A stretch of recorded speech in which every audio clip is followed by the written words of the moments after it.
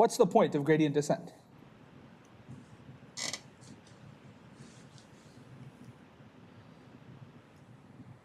In one sentence, can someone describe to me what is gradient descent used for?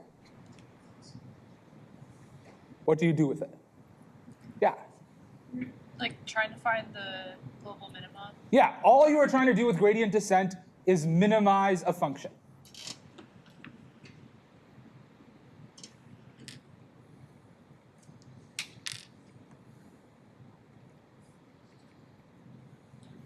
Okay, in one sentence, that's all gradient descent is for, minimizing functions.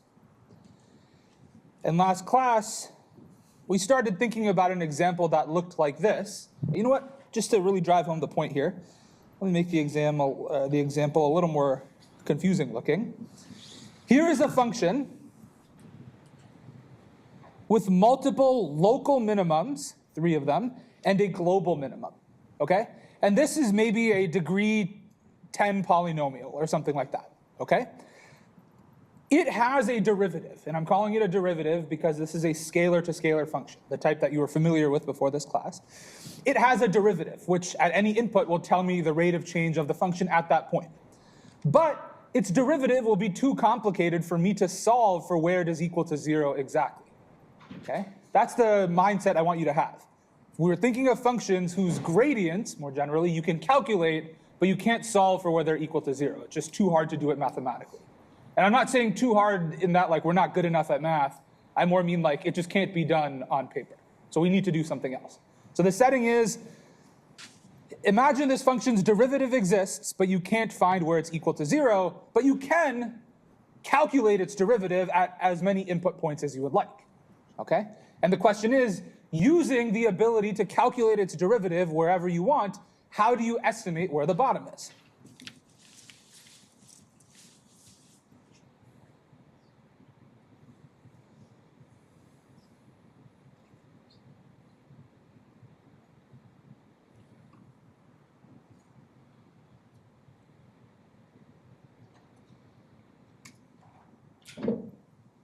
How do I use the derivative to guess where the bottom of the function is? What's the general idea with gradient descent? Mateen? The sign of it will, what direction is it? Exactly. Here is the main idea we introduced last class. What we're going to do is write an iterative algorithm, the type that you've seen in classes like EX280, 281, where you start with a guess and then use your knowledge of the derivative at that point to make your guess better and better, hopefully inching you closer and closer towards the bottom. All right, so the idea is we start with an initial guess, here maybe, and at our initial guess, what we do is we calculate the derivative at that point. If it's positive, well then that would tell us if we move to the right, the function would go up, and so we should go to the left. If the derivative was negative, well that would mean that moving to the right would make the function go down, so maybe we should move to the right. Okay, so we use the derivative to tell us what direction to travel in to get to the bottom of the function. And we go opposite the direction of the derivative. Does that sound familiar? Okay, and all we do is we just repeatedly update our guess after we move in some amount opposite the derivative. Now, how did this change when we went, don't look at that yet. How did this change when we started thinking about vector-to-scalar functions? There, it's not just the sign of the derivative, well, there's a gradient, it's not just the sign of the gradient, and that's not even a well-defined idea because the gradient is a vector. Now what do we do? When we have a vector-to-scalar function, what do we do? And remember, a vector-to-scalar function could look like this. So it doesn't have a single derivative, rather it has multiple derivatives, which we stack together in what's called the gradient vector. This is a contour plot of our example function. What do I do? Like, how do I employ gradient descent when there are multiple input variables? Someone remind me? Yeah. You go in the direction opposite to the gradient vector. Yeah. Now, the gradient vector doesn't just have a sign. It's not just positive or negative, but it also has a direction. Okay? And the idea is that the gradient vector, let's scroll down here. The gradient vector at any point tells me the direction along which the function is increasing the quickest. And if my goal is to try and guess where the bottom of the function is, well then an idea is to just walk backwards from the direction it told me to. If it says go this way to increase as quickly as you can, and your goal is to decrease, well then just go the other way. Do we agree? Okay. And so we saw that visualized in a few examples last time. So like, for example, this is the gradient vector at the input negative 0.2 comma 0.5. It's saying if you want to increase as quickly as you can, travel in that direction. Well, we want to decrease because this is the global minimum, so we would want to travel in that direction. Okay? How much we travel in that direction depends on what's called the learning rate or step size, which we will gain a better understanding of today. Okay? So this, for instance, is the path of gradient descent when starting from, say, over here. And here's one of the new graphs I made, again, with the help of some AI. We can do this interactively. So like, let's suppose we start at a different initial guess, now starting at 1 comma negative 0.5. If you have the slider open, you can just drag it to see how each step of gradient descent would evolve. Okay? This is the kind of thing that I would never I don't have hours to spend to figure out how to make this, but you can make it with 30 seconds in AI, which is pretty cool. Then the work is just verifying that it's actually drawing the diagrams correctly. But it's really cool to be able to make stuff like this. Okay? So what is gradient descent doing? At the initial guess, what does it do? To move from iteration 0 to iteration 1, what does it do? Can someone remind me? How's it going to figure out where to guess next? Yeah, Charlie. Like the derivative is like increasing or decreasing at this point? You're on the right track. Here, it's not going to calculate just one derivative because this function has two input variables. So instead, it's going to calculate the gradient. That was the point that I want to emphasize here. It's going to calculate the gradient of f at this point. So that's going to be a vector with two partial derivatives. And if you look at that vector with two partial derivatives in it, you can interpret it as having a direction. And here, it'll tell you the direction along which the function is increasing the quickest. Remember, these deeper blue pockets are the minimums of the function. Those are the holes that we are trying to estimate here. And so the gradient at this point is going to be pointing up and to the right, because it would be telling us how to escape the holes, right? But we actually want to go towards the holes. We want to find the bottom. And so gradient descent says walk opposite the direction of the gradient. The gradient is going to point up and to the right, so we're going to walk a little bit in this direction. And the amount that we walk in that direction is controlled by our step size, which is a multiplier on the gradient. Now, what does gradient descent do? It does the same thing. It says, okay, now we're at a new guess. Let's compute the gradient vector at this guess, and then move opposite its direction. So the gradient vector at this guess is again going to point up and to the right, but at a slightly different angle than the previous one. And so gradient descent is going to say, okay, walk backwards from that gradient vector some amount. And now notice, we update our guess again, but it's not a straight line. Oops. It's a little finicky on the iPad. Oh, no, skipped too far. Let's try that. There we go. Okay. This is not a straight line.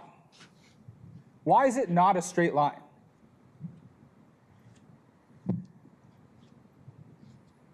And also, why does it feel like the second line segment, this one, is longer? Do we see that? That the second one seems a little longer? Is there something wrong with that, or is it allowed to be longer? What are your thoughts? Those are my two questions. Why does it seem like this is not one big straight line? And secondly, why is the second segment longer? Yeah.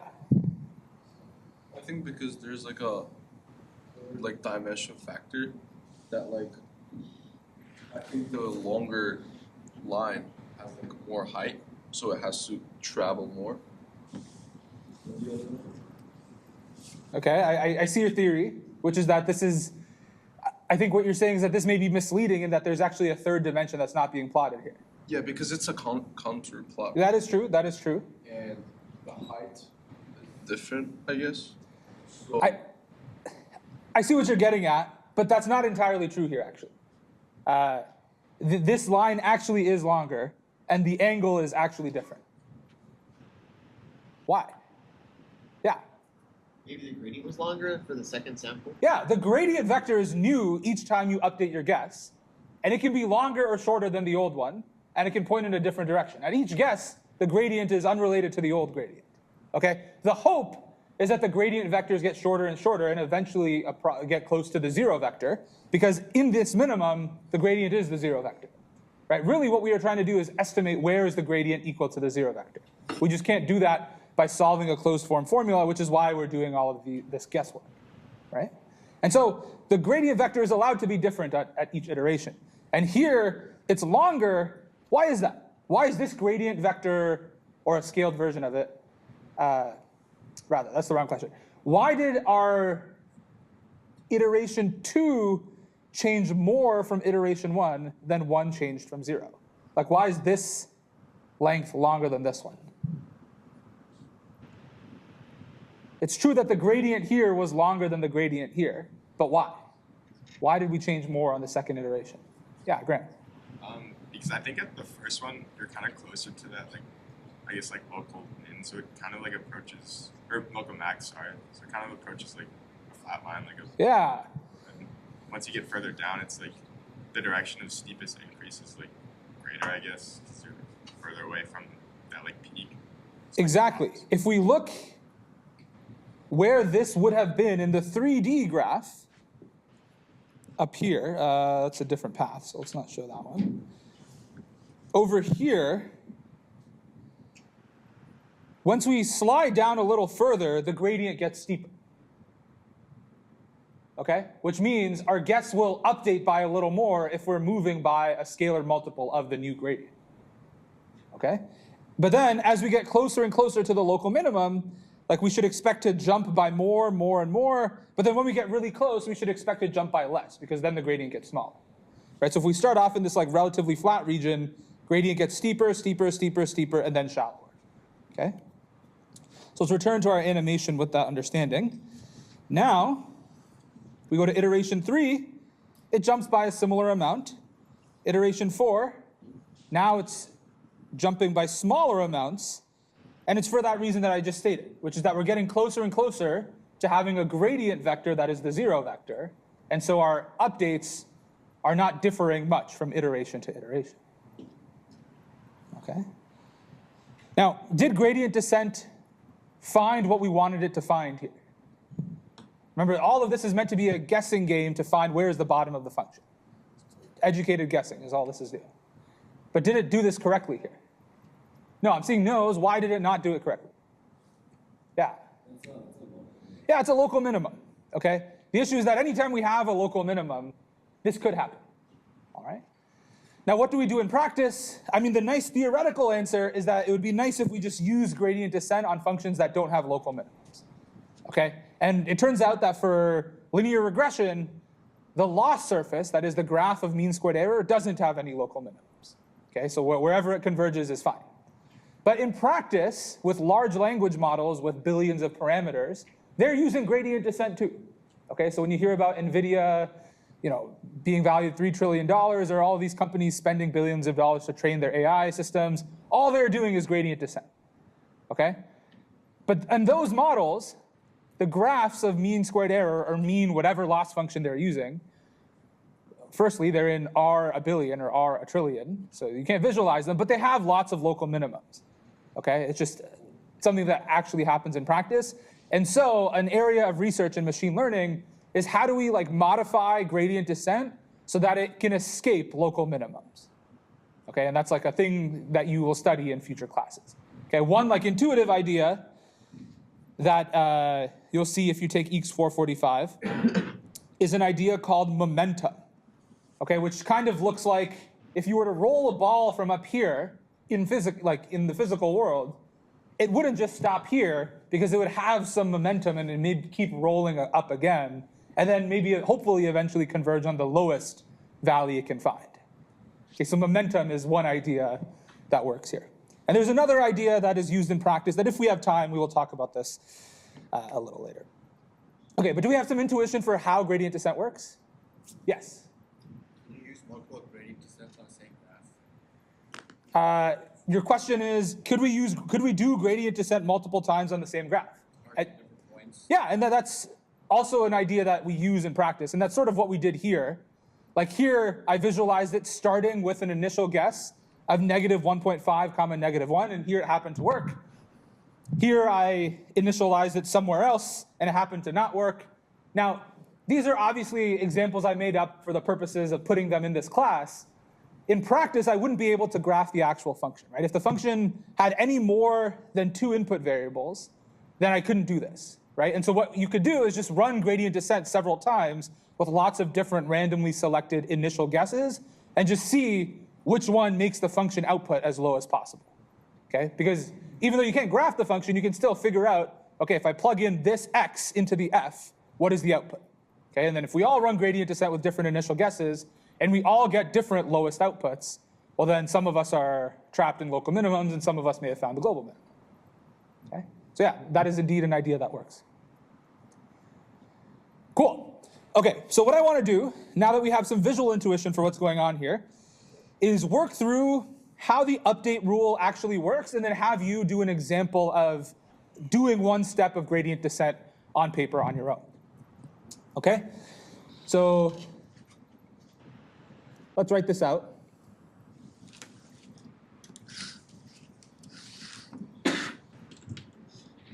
There are a few things you need to start with. Okay? In all of the graphs that we looked at, there were 2 things we had to pick in ahead of time. What are the things you have to pick ahead of time? Yeah. Initial guess and step size. Yeah, we'll say you have to pick an initial guess. And I'll call this the vector x in superscripts 0.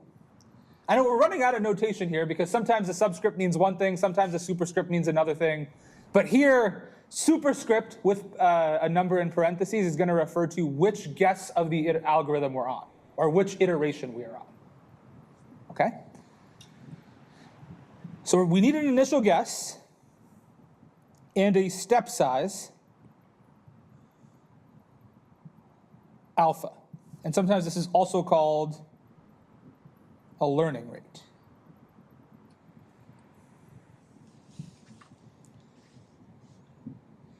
Then the gradient descent update rule says my new guess, and I'll say this is guess at iteration t plus 1 equals what? What is the update rule?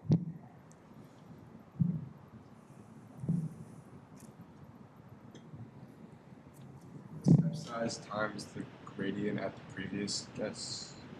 That's involved here, yes. The step size times the gradient, and I should have written here, goal, find the x star that minimizes f of x. So the gradient of f at the previous guess is involved.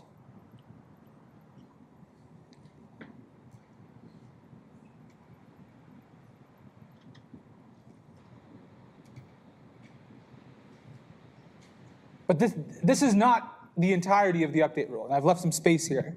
There's something that we haven't written down yet, which is, yeah. T. Yeah, it's the old guess. What we do is we say the new guess is equal to the old guess minus the gradient at the old guess times the step size. Okay, and let's just make sure we're familiar with what types of objects these things are. What is this? Number vector matrix. What is that? Vector. What is this? Scalar. Scalar. What is this? Scalar function. Yeah, that is a function. This is a vector. Because the gradient of a function, when you plug in a point, is a new vector. Okay?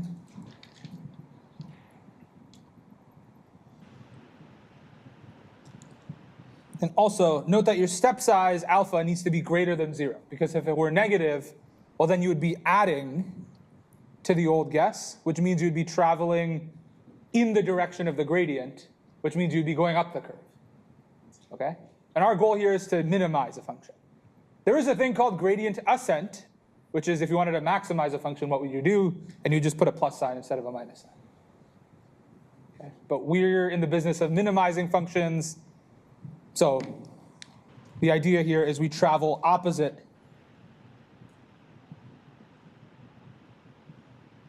direction from the gradient. So this is the gradient descent update rule.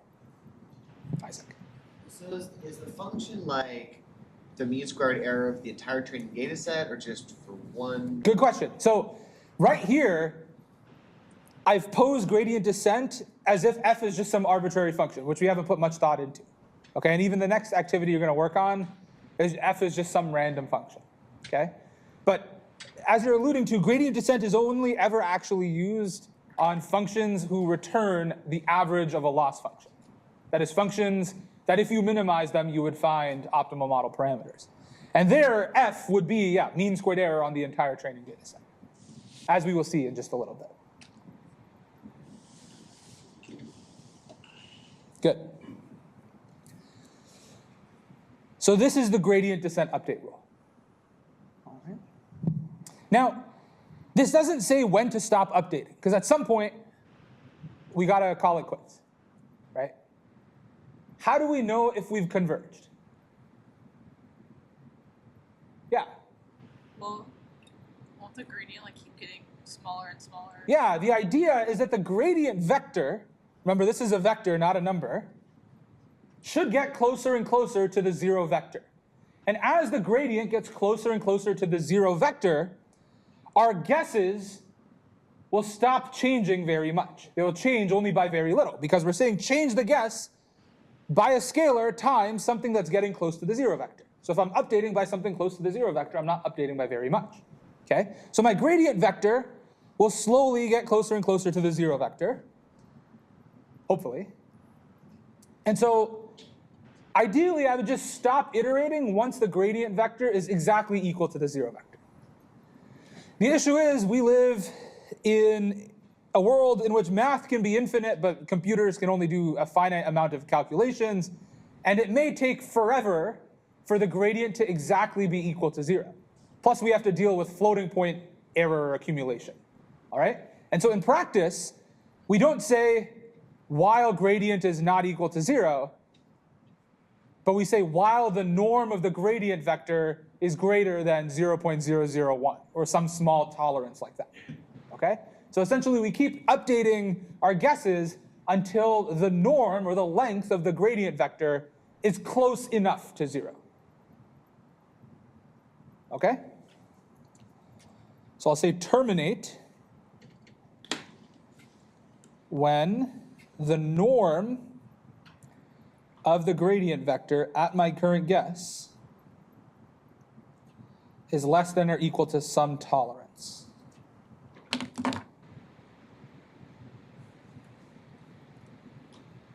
Are we clear on why there are double bars here? It's because the gradient is a vector, and it's hopefully getting closer to the 0 vector as time goes on.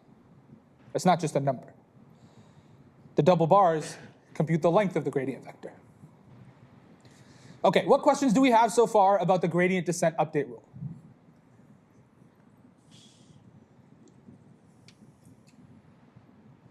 Seems okay? All right. I want us to work on an example on paper before we look at some more practical use cases of how gradient descent can be used.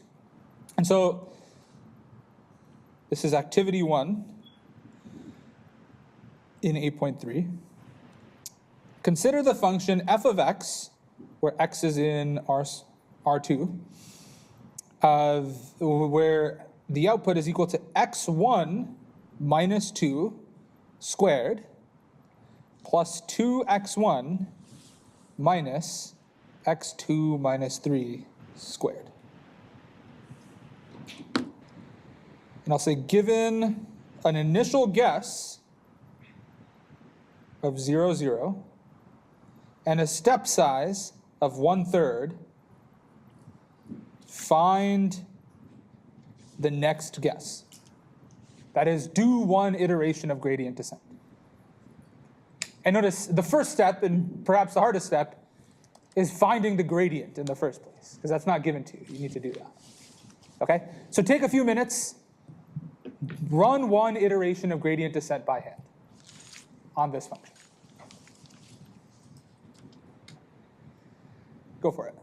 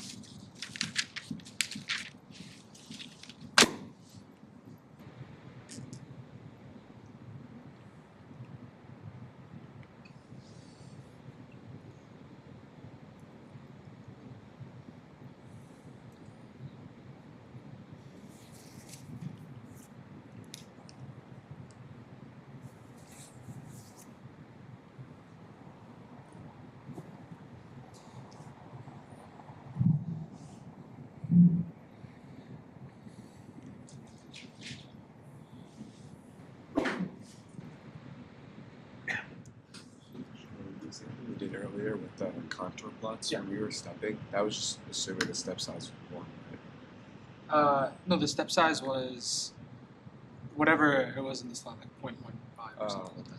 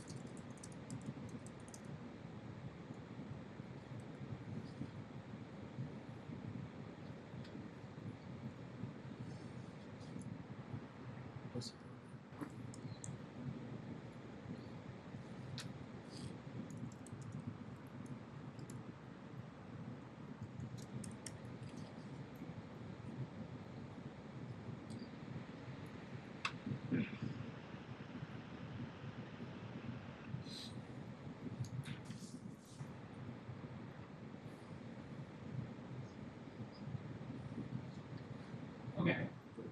Let's start taking a look. So, as I mentioned, to do this, you need to be able to calculate the gradient of the function.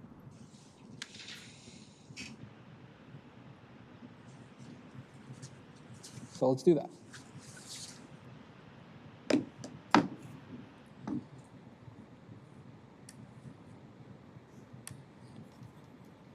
What is the gradient of f? Since it's not defined in terms of matrix vector operations, like there's no dot product or matrix multiplication in here, my strategy is just take partial derivatives with respect to each variable. Okay? There are two variables here, so I'm looking for a vector with two things in it. What is the first thing in the gradient vector? Yeah. Yeah. 2 times x minus 2 plus 2. Good. 2 times x1 minus 2 plus 2. Good. And the second thing to me looks like minus 2 x2 minus 3. Look good? All right. Now, our initial guess was 0, 0. So just to save some space here, we may as well calculate the gradient there. The gradient at 0, 0 is what? 2 times 0 minus 2 plus 2, and negative 2 times 0 minus 3. So this looks like negative 2 comma 6. Is that what you got? Match what you got? Okay, good. Now, can someone remind me what I should write out here for the update rule? Charlie. Like the variables, like the actual value. First the variables and then the actual numbers. X0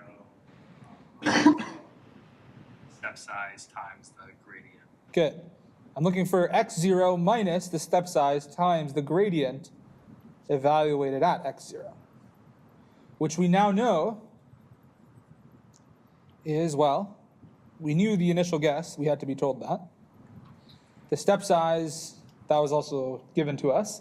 And the gradient is what I calculated on the previous slide. I calculated it in general for any input vector, but I also calculated it at 0, 0. It's negative 2 and 6.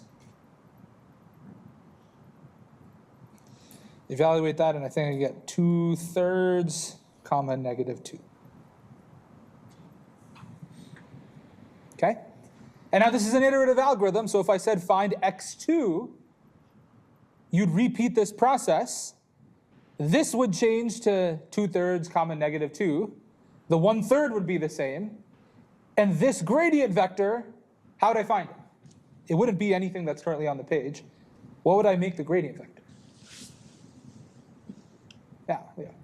Gradient of x1. Yeah, I'd have to plug in 2/3 and negative 2 here. That'll give me a new gradient vector. I put that there, and that when I evaluate that expression, it would give me back the second guess. Okay?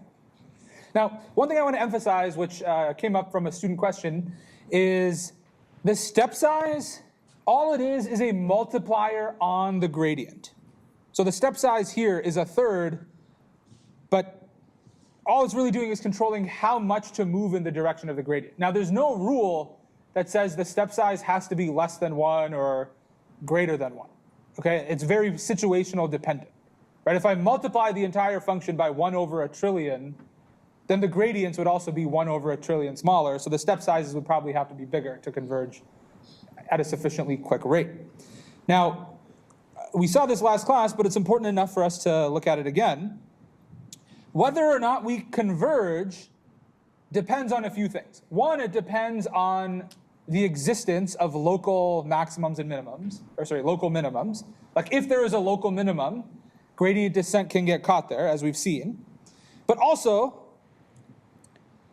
even if there isn't a local minimum, something could go wrong. If our step size is too big, gradient descent may be making too big of a step across the minimum and may never actually get there, even if there's only one true minimum. And in homework 9b, you're going to play around with this. But let's look at this interactive example one more time. Here I am starting at 1 comma negative 0.5, and my step size is 0.05, which means each time I move, I'm moving by 0.05 times the gradient at the current guess. As we've seen now, the angle changes every time because the gradient vector points in a new direction every time I update my guess. So with the step size of 0.05, we converge. Again, we were kind of fooled here because the true minimizer is somewhere around 3 comma 0, but we converge somewhere. Now check out what happens if I make my step size 0.25. It doesn't seem like it's that much bigger. I'm just going from 0.05 to 0.25. Things fall apart pretty quickly. Right? The angle along which this first line moves is the same as the angle along which the first line was in the original case, because I'm moving in the same direction.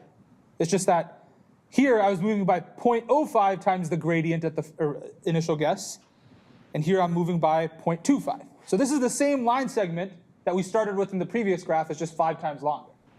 But now, that's put us somewhere totally different. Okay, and this place that's totally different has a new gradient, and when we move opposite that direction, it bounces us out of the minimum. And here we're going to keep bouncing around. And it actually seems like each guess is getting perhaps further. Now maybe we're converging, but it's unpredictable. Okay? So even when, if you look at just this little neighborhood, where there aren't, from the perspective of what we're looking at here, the function has a global minimum. Even when that's the case, if your step size is too big, you can bounce around that minimum. Okay? So choosing your step size carefully is important. And how do you actually do it? Well, in practice, the answer often is just trial and error. Okay? You can track what the value of the function is at each iteration, and if it's not consistently going down, well, then maybe you pick too big of a step size. Okay, so as I've alluded to, while you could use gradient descent to minimize functions that look like this, the real reason it exists is to minimize graphs of mean squared error, or mean some other loss function error. Okay, gradient descent is designed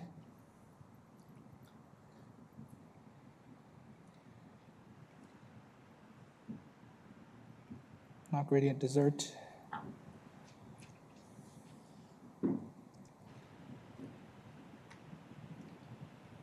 For minimizing average loss to find optimal model parameters. Now, in the case of multiple linear regression, where the graph that we'd need to minimize to find optimal parameters looks like this, do we need gradient descent?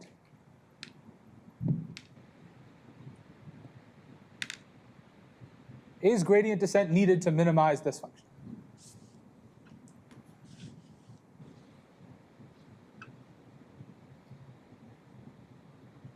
Yeah. Because you can just directly calculate the gradient and set it to 0 and solve. Exactly. We don't need gradient descent to minimize this function. Okay? Basically, this whole semester has been about how do we minimize this function in various different ways. Right? Back when we didn't know about design matrices and parameter vectors and we just had two parameters, we did this using two partial derivatives, set those equal to 0, and solve.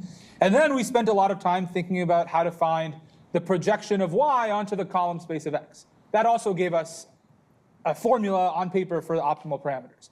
And then last week, we learned about how to take the gradient of this function, set it equal to 0. Well, this wasn't last week, it was on Monday.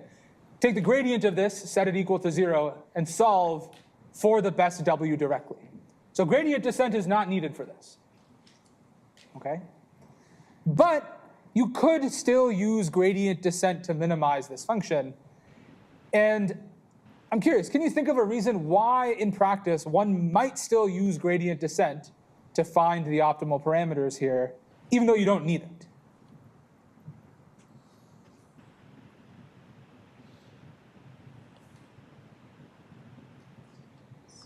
Actually, that's a good question I want you to discuss while I write some stuff down here with the people next to you. Why in practice might you still use gradient descent to find the optimal w's for multiple linear regression, even though you don't need to? Why might you do it? I guess just for convenience sake. Yeah, You don't want to do the algebra. The computer can probably find it faster than you can solve it. Just Python. Using the iteration, you can plug it into your whatever your model is. Just do it easy. But if you get close enough, it'll be like, at that point, like finding the exact You don't need versus to, like, yeah. Just find a random one. It doesn't really matter. Just some tolerance. By like 0.1. So Vector math sometimes. So can't solve that. here's what loss function like. what is squared loss? I mean, So like, how do they? like a slope. Yeah. You can see like those slopes. Yeah, one option. Extra version of this course, like depth. Maybe that's for 45. Changed it. It's only It's just more math. So you might find like multiple about machine learning that for chemistry stuff. if you had like I mean, I see like I can see like really deep. Why you would use it? When the columns of X are linearly. Yeah. So like you find 8.2 weeks. so that differentiates on like your first like Optimal parameter vectors that all correspond to the same set of best predictions. Okay. So why could you still, or why might you still use gradient descent in practice, even though there's an answer that you could write on your page? When might you use gradient descent? Matt? Maybe if there's very large matrices for X, like if there's like a million by a million matrix, Yeah. it might be really inefficient to multiply those matrices together, and then take the inverse of that, and then multiply it by its transverse again. Exactly. Transpose again. It comes down to computational efficiency. All right. Imagine a setting where you have billions of data points and billions of parameters. Just multiplying X transpose X can take a lot of effort. Okay. And then multiplying, figuring out its inverse will take way more effort. And then multiplying that by X transpose Y can take a lot of effort as well. Now, one of the things we've seen over the past few homeworks is that you would, if you wanted to calculate this directly, you wouldn't actually write np.lineage.inverse X transpose X. Instead, you would tell it to solve the system X transpose X W equals X transpose Y. But even then, having to solve that massive system of equations and unknowns just to find the optimal parameter vector can take a ton of resources. Okay? And so, computationally, gradient descent could actually find you a good enough answer relatively quickly. Okay? It may not find the parameter vector with a gradient of exactly 0, but it could find you the parameter vector with a gradient pretty close to 0 with a low enough mean squared error quicker than you'd be able to find the closed form solution if the matrices were massive. Okay?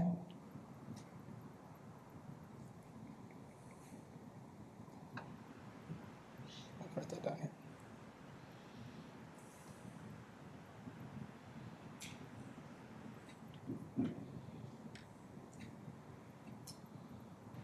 So with that, let's write out what the update rule would look like if we were to use gradient descent to find optimal model parameters in this case.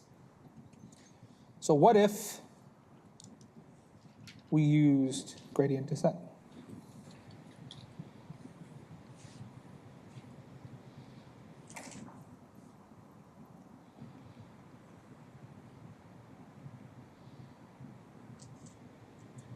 Well, to do that, we would need to know the gradient. And fortunately, we can just break the fourth wall here and just go look at last lecture to figure out what it was. We calculated it right here.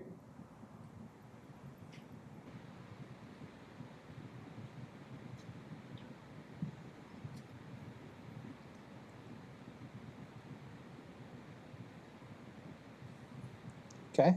And notice, in finding the gradient, no inversion is necessary and no solving systems of equations is necessary. All right? So you can tell it would be easier to find the gradient at any point than it would be to solve this. Okay? And so, how this would work is our guess for the parameter vector, the optimal parameter vector, at time step t plus 1 would be our guess at time step t minus alpha, whatever our step size is, times this stuff.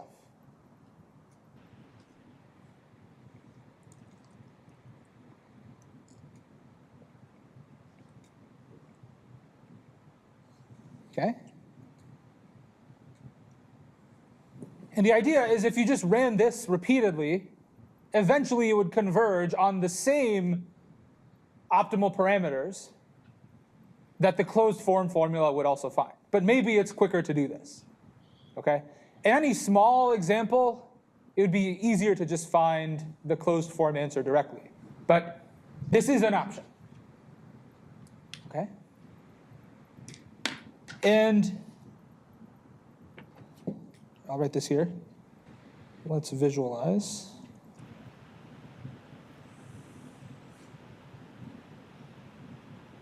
Let's go back over to the notes. And this is my favorite new AI-assisted diagram.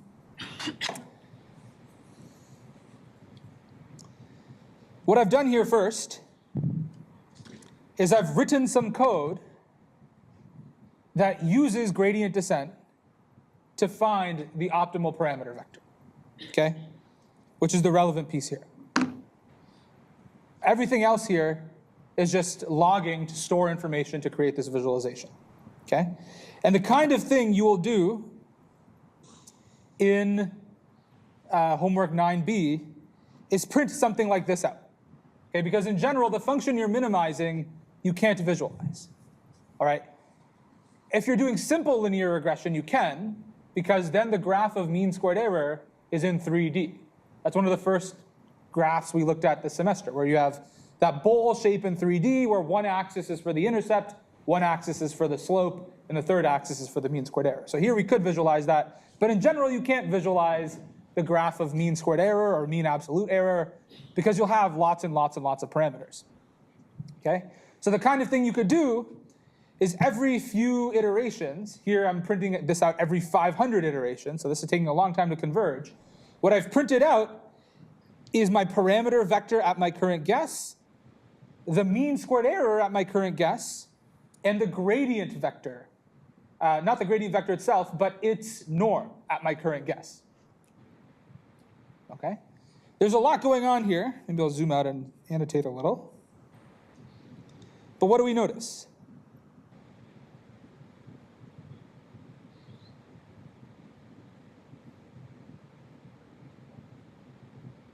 What do we notice is going on here? Come on. Well, like the norm of the gradient vector, it starts out like really big, and then it like starts to like get smaller. Yeah, it seems like here we started off with an initial guess that was pretty atrocious. We started off with the initial guess 0, 0, which is just a good default place to start. Okay? But that is nowhere close to the optimal intercept and optimal slope here. And so the mean squared error is off the charts, and the gradient vector is super long. Even with just one step of gradient descent, it brings us way closer to the optimal intercept and slope. It's still not there, but the mean squared error drops from 5,500 to just, coincidentally, 100 times pi. 314-ish, okay? And now the gradient vector went from being 1,229 units long to 3.52 units long.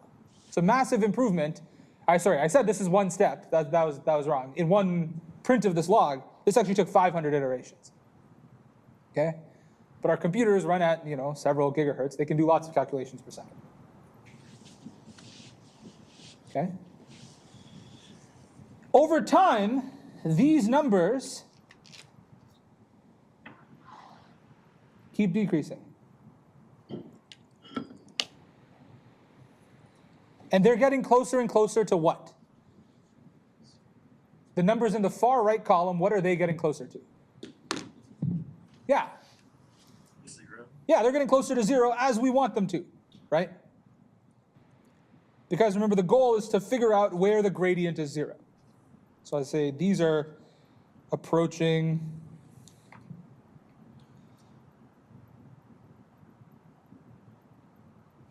zero.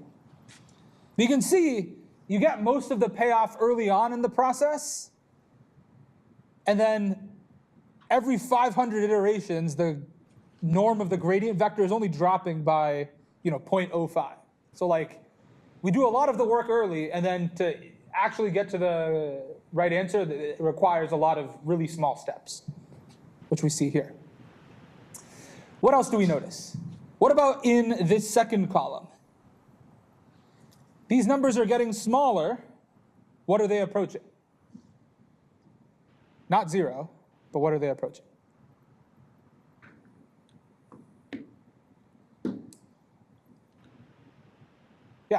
Minimum mean mean squared error? Yeah, they're approaching the like theoretical lowest possible mean squared error. All right? Which is like 97 point something.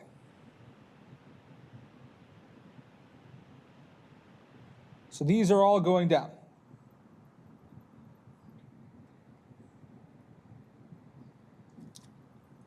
Which is good. The goal is to get this to be as small as possible. Now, is there any theoretical guarantee that these numbers always have to go down? No. This is telling us we picked a good step size, one that is actually bringing us closer and closer to the bottom. But if we picked a step size that was too big and reran this, it'd be possible to see the numbers increase if we're bouncing around and up the minimum. Okay? And then as we see, the optimal parameter vector is slowly converging to the actual best combination. Now here's the really cool part. We can visualize this process, and this is the kind of thing that machine learning practitioners do a lot, because again, they can't really visualize the graph of mean squared error when you have billions of parameters. You can graph mean squared error versus what iteration you're on, though, and look at how that's evolving over time. Okay, and so here, this is another graph where you can play with iteration count, and as gradient descent iterates, you can see the slope and intercept starting off being atrocious, slope of 0, intercept of 0, it's not even really a line. And over time, the mean squared error drops, and the line gets better and better. Okay? So when you hear in media people saying machine learning is about models that like learn from their mistakes and get better and better, this is kind of what they're talking about, right? You start off with a guess of where the optimal parameters are, figure out the mean squared error at that guess, and then the gradient at that guess tells you what direction to move in to improve.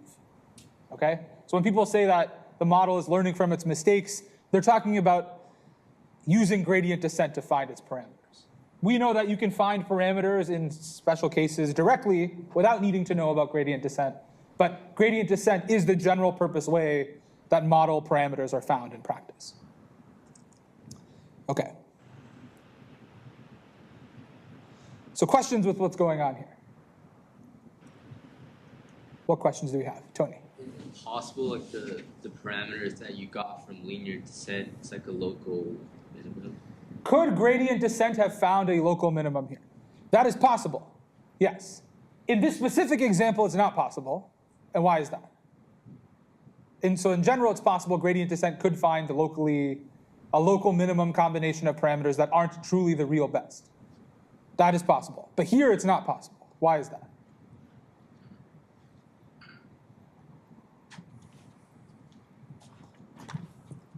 Like, why do we know for sure what it found is the globally optimal combination of parameters? Matt? I'm guessing it's because there's only two parameters we're trying to find. So it creates almost like a which must have a, never mind. So here's a good question. What is the graph of mean squared error here? Like, what does it actually look like? And to see that, we'll check out our friend chapter 7.1. If you haven't looked at this section, the 3 pictures at the bottom of 7.1, it's useful here. This is the graph we're minimizing. Okay, it's a bowl shape. It's not the most bowl shape of all bowls. Like, it does look a little flat at the bottom, but it is actually a bowl. And it does have just one global minimum. Okay? And so that is the graph that we just ran gradient descent on. And so I know for sure that it could only have converged in one place. In general, gradient descent can be used on functions that have multiple local minima, and it could converge on a combination of parameters that isn't optimal, which is when you'd have to use more state-of-the-art techniques like this momentum idea, or just rerun it with a different initial guess, see where that lands you. Those are things that you'd have to try and practice. But here I know for sure it couldn't have landed somewhere that is locally minimal. So for like all mean square error, there's only like one optimal. Mean squared error for linear regression. Now I could invent other models where mean squared error has local minimums. That is possible. But for linear regression, there is just one minimum. Okay? But that brings me to an idea that I think you also brought up, and also I should add the screenshot to the notes. This idea you brought up when I was coming around, which is well, let me annotate this first.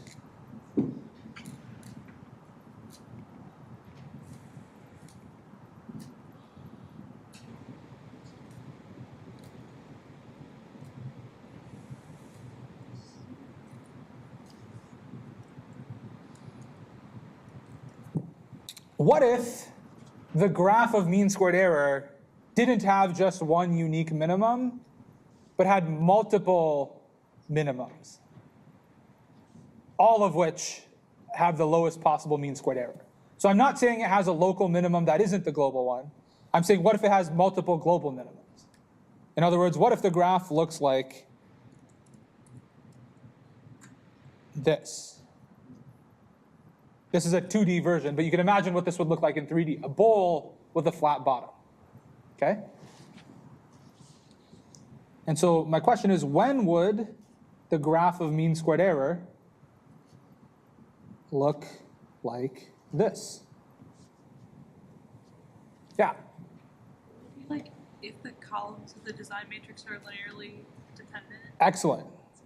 This would happen if X's columns are linearly dependent. Okay? So this is possible. Now, where would gradient descent converge? It would just converge on one of these infinitely many minimizers, which is fine. Okay, and this relates to a question that you saw in an earlier homework where we gave you a matrix X whose columns weren't linearly independent, that is, they were linearly dependent. And we said, okay, by hand, characterize the set of all possible minimizers of mean squared error for this matrix X and vector Y, though I think there we called it A and B, but it doesn't matter. And then we said, use NumPy to find one solution. And how do you think it found that one solution? Okay, and one possible way it could have done it is by using gradient descent. Okay? All right. Now, this is a great segue into the final idea I wanted to touch on, which I've mentioned on Ed and on Monday. Isn't going to appear on midterm 2, but it is going to be on the final, which is the idea of convexity. Okay?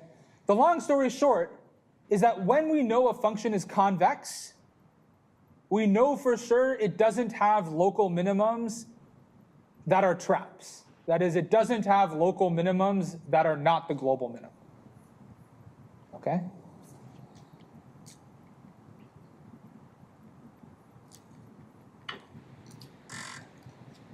And so first, let's think of a way to formally describe what makes a function convex. Because you have some understanding of this from your Calc 1 class. And even in, I think it's Appendix 1 or Appendix 2 of our course notes, we talk about convexity, but there we talk about it from the perspective of the second derivative test. But what about functions that aren't differentiable, like the absolute value? Right? Or mean absolute error. That's not differentiable, so how would you describe whether or not it's convex? All right? So I want to think of a more rigorous way to formalize what makes a function convex. And I want to start by asking you, is this function convex? And if it is, why is it? And if it's not, why is it not?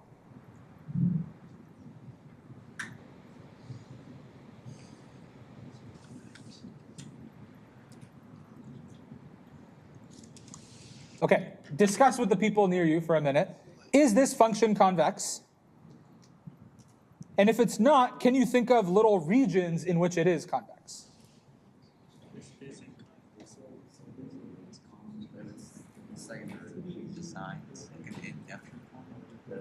And then also, how are you evaluating whether or not it is convex?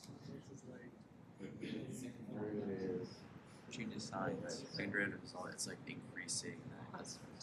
Like concave, yeah. Pardon? Could you redefine like convexity? I've intentionally not defined it. It's like a smiley face. That's the only way I remember how to do it. Yeah. Smiley face. So we never. And yeah, I intentionally have not given a definition yet. I want you to see what you already know about convexity. On the accuracy code of this, that's what it's second derivative is negative. Yeah, because it's a graph. The multiple dimensions. We need the graph to be smiley face. With this, you just use the Yeah, you use the second derivative. and then that is convex, and then it's out. Good vibes, it's a good vibes over. They both start with COA. My controller is they thought about like a smiley face and see it's convex. The frowny face is not. I remember saying Is it points upwards, then it's positive, down, Okay. negative. So is this function convex? California credits. I'm seeing some no's. Can you tell me why it's not? Yeah, Matt. That has a local maximum. It has a local maximum. That is true.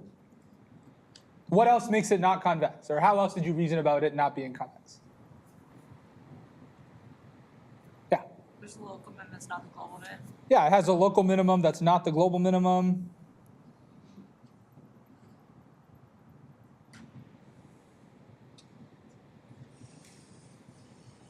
But what if I draw another function?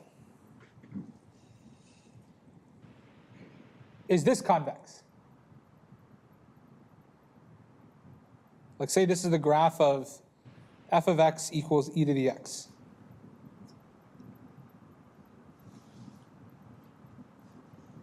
Is that convex?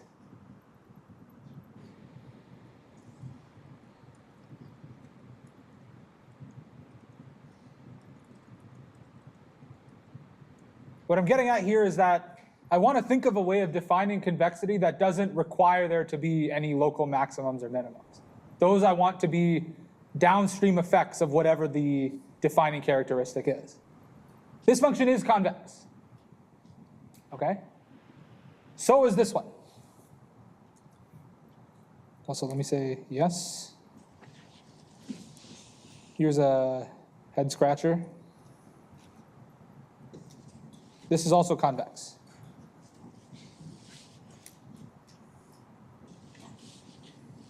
Okay. What is the what is true about these two functions? Let me give you the most clear example of a convex function. Like this is as convex as can be.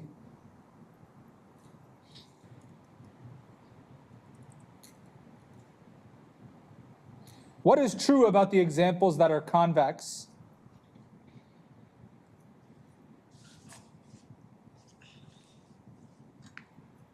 But not true about the ones that aren't. Yeah, great. Is it that the convex function, there's no point at which like the second derivative changes sign?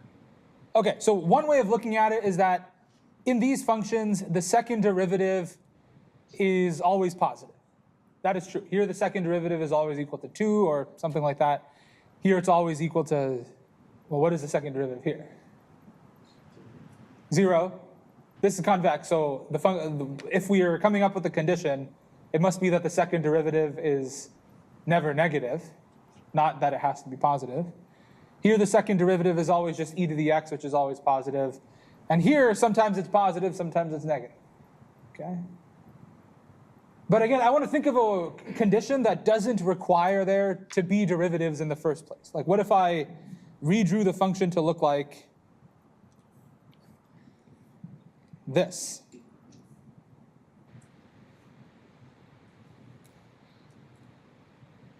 Is that convex?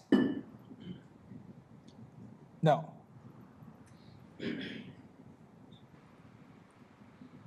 So can we think of a condition that is true about the convex function? So it's true here, and true here, but not true of the not convex ones. More than 2 inputs have the same output.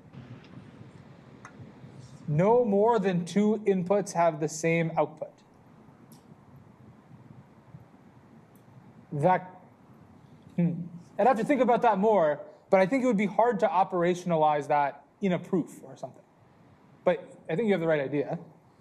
Let's think of something else. Or what are some other ways we could try and formalize this?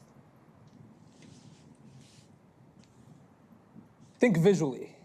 Like, if I had to draw something on this graph, that would tell me that this is in violation of that property.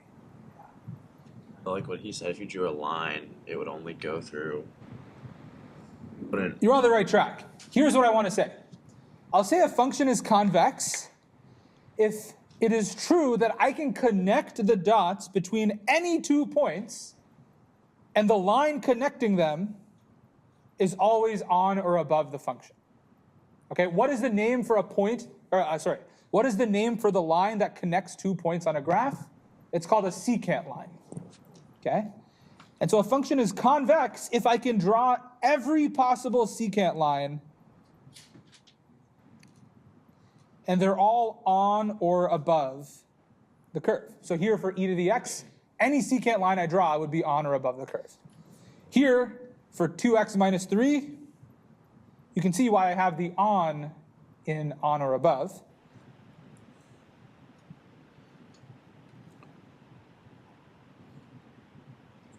It's on here.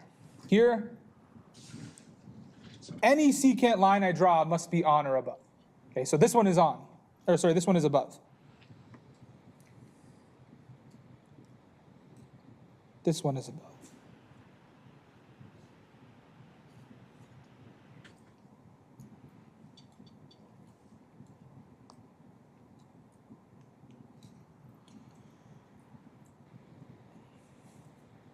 But we go here, no longer true. Some of them are, like over here on the right, that's on, or sorry, it's above, because if you zoom in here, past the inflection point, this looks like a convex function. But it is not, because there are plenty of places where I can draw the secant line and it is below the function. Or even partially below, like this would be a violation too, because there it's partially above, partially below. So that's the definition of convexity that I want us to somehow write into a formula.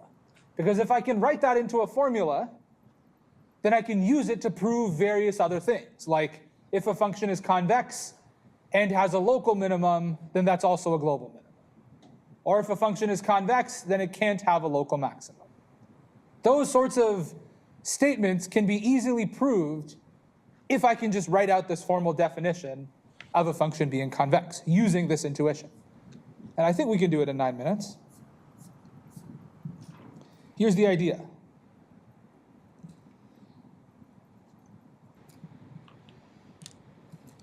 F is convex if every possible secant line is on or above the curve. So let's draw again another arbitrary example of a function here. And let's just say we have 2 points that live on here, a comma f of a. And I'll write a as a vector because nothing about this is specific to scalar functions. You can draw lines in 3D or 4D or 117D. Those are all fine.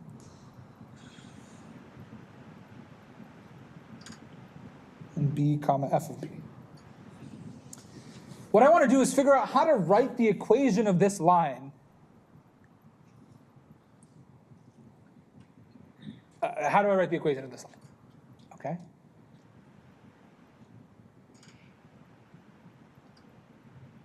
Or the equation of the height of the line, or the output of the line. And I want you to think in terms of the parametric form of a line that we saw perhaps a month or a month and a half ago.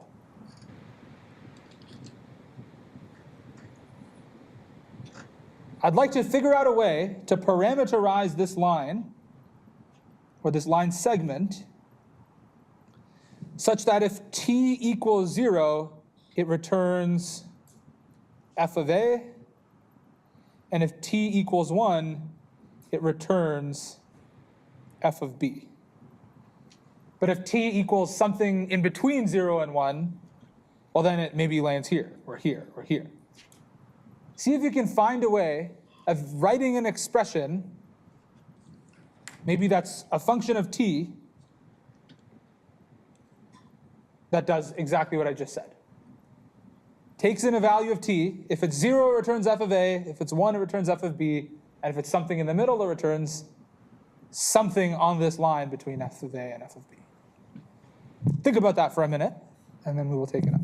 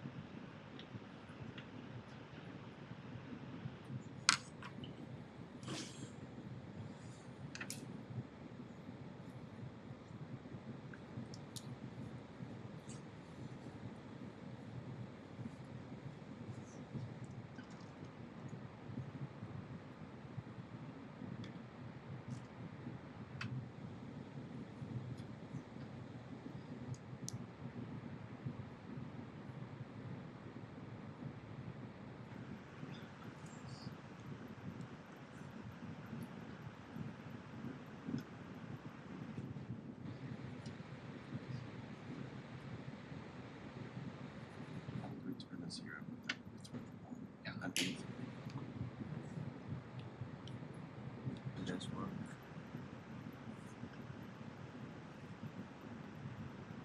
I think you're right. I wasn't sure if I needed to Do it math. divider. I don't think you can do that. So I mean, okay, wait. that's what I was trying to figure out. Actually, maybe that might be better because like mine, I don't think mine like more Like function, but how you make that from 0 to 1. Percentage of the way I am from a to b. this might be better something. I think fine, have like this level. Okay, here's what I'm getting at.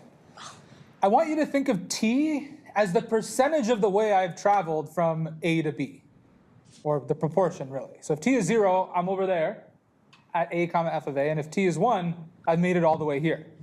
Okay? So one way to think about this is that I start at f of a,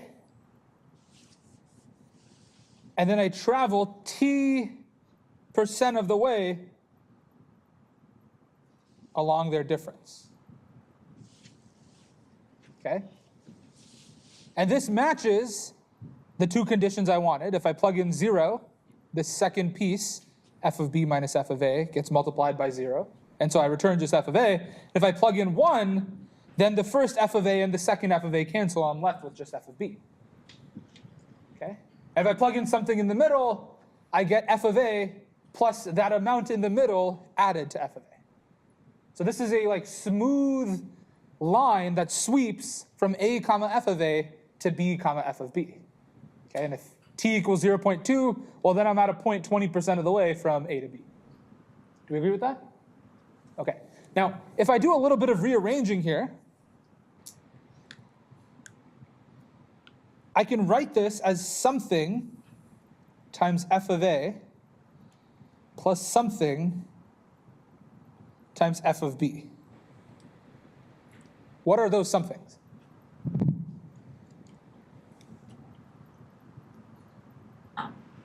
All I'm doing is collecting like terms here. What is f of a being multiplied by? Yeah. 1 minus t. Yeah, 1 minus t. And what is f of b being multiplied by? Yeah, t. So this is a nice way to see that the output of the line is a mixture of x% of a and 100 minus x% of b. Right, so I use x when I should have used t. But like, if I take 20% of b, I'm left with 80% of a. Okay, and as I increase t from 0 to 1, I like sweep my position on this line. So now I've parameterized the line part. The condition I want is that this line, and by the way, this function doesn't satisfy the condition, I want the line to always be above the corresponding point on the curve. So if I pick the same t, what I'm saying is I want the point on the line to be above that corresponding point on the function. That's really what I'm saying. I'm saying pick any a, pick any b, and pick a t between 0 and 1.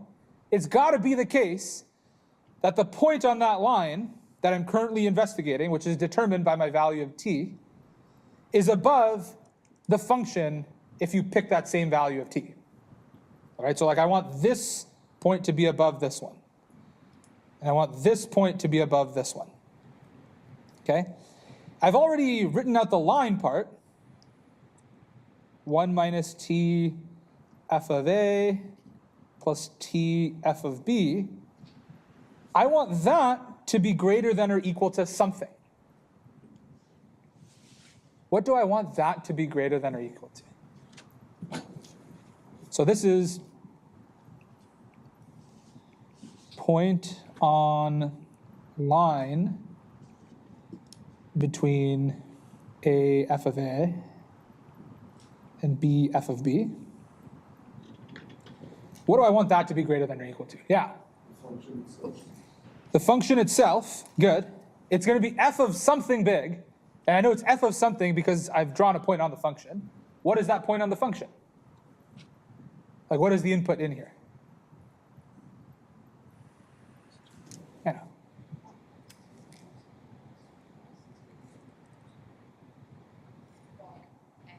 Good, good, good, good. I just take this same idea where I sweep between the outputs, instead sweep between the inputs, between a and b, and I just say, if I look at the input to the function at that same point, that is t% of the way from a to b, the point on the function's got to be less than the point on the line between them. That's all this is saying. So this is the formal definition of convexity, where f is a function that is vector to scalar.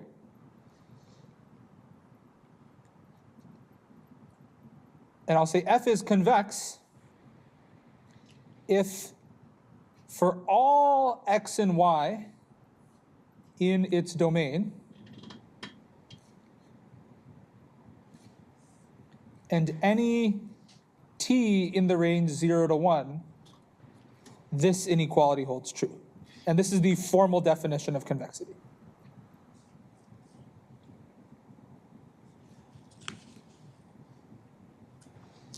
Which again is not going to appear on midterm 2, but it is going to appear on the final exam, and you're playing around with it in the last question of homework 9a. All it is, and the only reason I wanted to do this like little segment here, is to give you an understanding of what this inequality actually means when you see it in the homework and in labs. All it is saying is that line greater than function. It is just this, line greater than function. It just looks a little more complicated than line greater than function because you have to write the parameterized form of the line. Okay, and what this is saying is pick any a, any b, and any t between 0 and 1. This inequality has to hold true. Okay, that's the formal definition of convexity. All right, so that's it for today's lecture. I have office hours in the big room for an hour after this and every day between now and Monday, except for Sunday.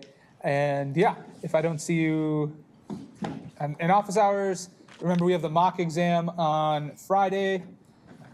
And otherwise, good luck on the exam. See you around, bro. Yep, see you. I won't be there.